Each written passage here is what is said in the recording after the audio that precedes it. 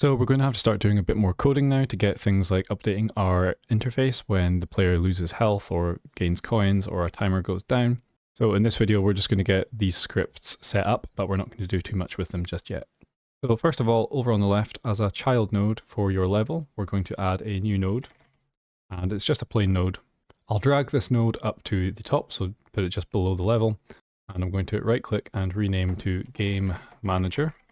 For the Game Manager, I'm going to right click and attach a script, which I will leave as being called Game Manager, and then make sure it goes to the scripts folder and create.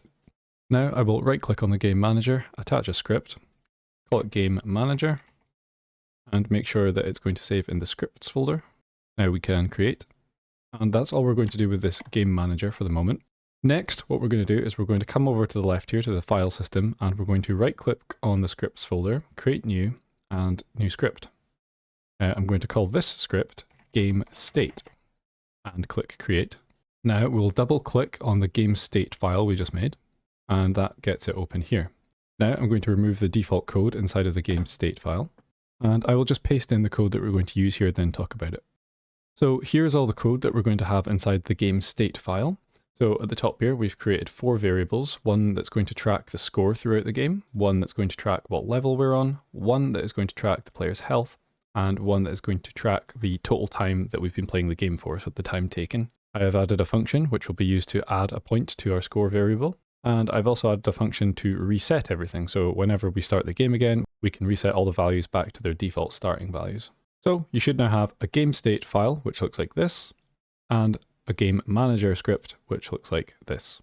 One final job for us to do is with this game state script that we made, it isn't actually attached to any node, and that's on purpose. Now, what this is going to be is it's going to be a sort of global script that exists that loads automatically in our project and can be accessed by any other scene in our project.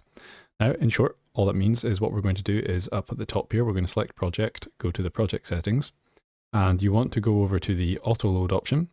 Then we're going to open a file, so we want to go and find our game state script that we made and open it.